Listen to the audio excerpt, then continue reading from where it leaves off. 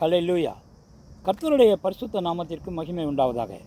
பரலோக பொக்கிஷம் இந்த நாளிலும் கூட மார்க்கு புஸ்தகத்தின் முடிவுரையை நாம் தியானித்து வருகின்றோம். மார்க்கு புஸ்தகத்தின் மைய கருத்தே உயிர்த்தெழுதல். அந்த உயிர்த்தெழுதலினால் குறித்த சாட்சிகளை குறித்து தியானித்தோம்.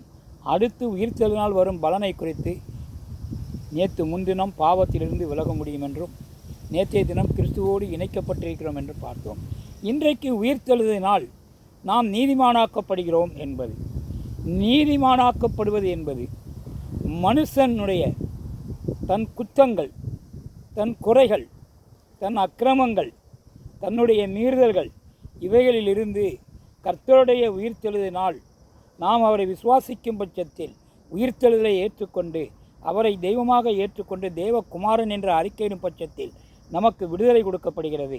நாம் தேவனால் ஏற்றுக்கொள்ளப்படுவதற்கு தகுதியாக்கப்படுகிறோம். இது நம்மால் முடியாத காரியம். இதற்கும் தேவனுடைய கிருபை நமக்கு வேண்டும். இந்த தேவனுடைய கிருபை தான் தேவனால் செய்யப்படுகின்ற கிரியை. அந்த கிரியையினாலே நாம் விசுவாசித்து நீதிமானாக்கப்படுகிறோம்.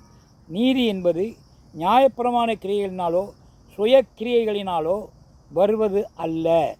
இது தேவனால் இலவசமாய் தேவனுடைய கிருபையினாலே கிறிஸ்து இயேசுவில் உள்ள மீட்பை கொண்டு அந்த மீட்பின் மூலமாக நமக்கு இந்த இரட்சிப்பு அருளப்படுகின்றது.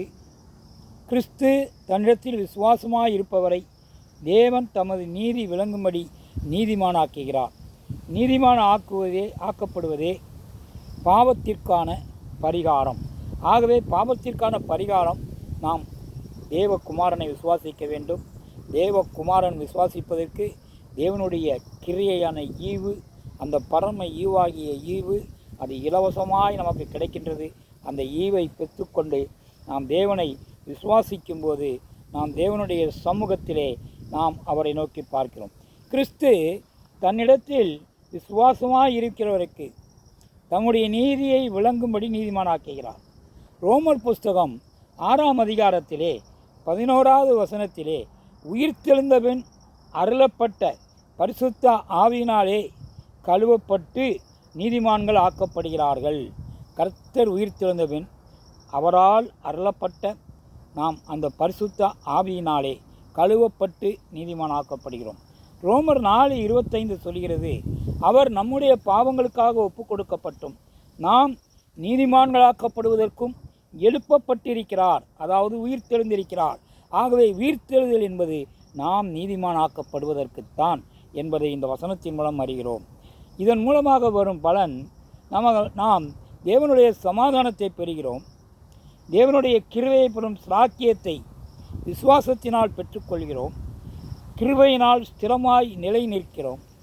நம்பிக்கையை பெற்று சந்தோஷமாய் இருக்கிறோம்.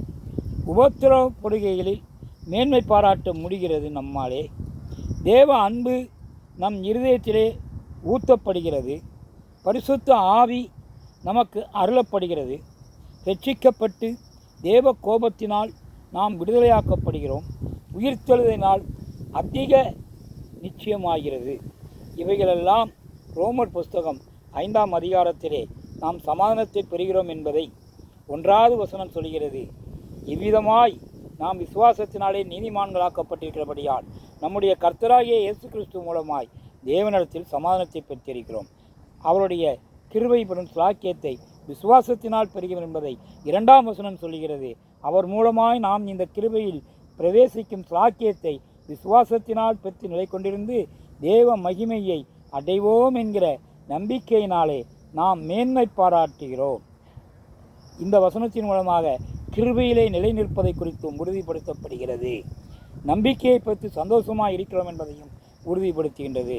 உபத்திரவப்படுகளில் மேன்மை பாராட்டப்படுகிறது என்பதை 3வது வசனம் அது மாத்திரமல்ல, உபத்திரவம் பொறுமையையும் பொறுமை பரீட்சையையும் பரீட்சை நம்பிக்கையும் உண்டாக்குகிறது என்று நாங்கள் அறிந்து உபத்திரவங்களிலேயும் மேன்மை பாராட்டுகிறோம் என்று 3-4 வசனங்கள் சொல்கிறது. 6வது தேவ அன்பு நம்முடைய இருதயத்திலே ஊற்றப்படுகிறது என்பதை 5வது வசனம் சொல்கிறது. தேவன் நமக்கு அருளப்பட்ட பரிசுத்த ஆவியினாலே தேவ அன்பு நம்முடைய இருதயங்களிலே ஊற்றப்பட்டிருக்கிறபடினாலே அந்த நம்பிக்கை நம்மை வெட்கப்படுத்தாது என்று சொல்லப்படுகிறது.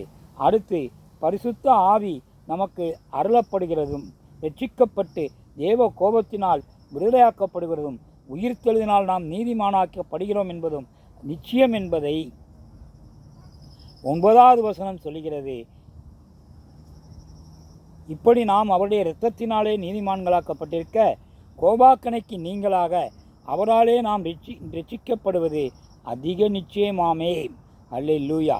இப்படியாக நாம் கர்த்தருடைய உயிர்த்தெழுதினாலே நாம் நீதிமான்களாக்கப்பட்டு இருக்கிறோம். நாம் பரிசுத்த ஆவியினாலே கழுவப்பட்டு நீதிமான்களாக்கி இருக்கிறோம். இன்றைக்கும் ஆவியானவர் நம்முடைய இருதயத்திலே வாழ்ந்து கொண்டிருக்கிறார். ஆகவே நாம் தேவனுடைய ஆலயமாக இருக்கிறோம் என்பதை, நம்முடைய சரீரம் நம்முடையது இல்லை என்று நீங்கள் அறியீர்களா என்று பவுலடியார் சொன்னது போல நம்முடைய சரீரம் தேவனுக்குரியது. ஆகவே நாம் நீதிமானாக்கப்பட்டிருக்கிறோம். இது கிறிஸ்துவின் உயிர்த்தெழுதின் நாள். அல்லேலூயா. எங்கள் அன்பின் பரலோக பிதாவே, நல்ல ஆண்டவரே, கிருபையும் மகா இரக்கம் ஒடுக்கம் உடையவே, கிறிஸ்துவின் உயிர்த்தெழுதினால் வரும் பலனை 3வது காரியத்தை குறித்து இன்றைக்கு தியானித்தோம்.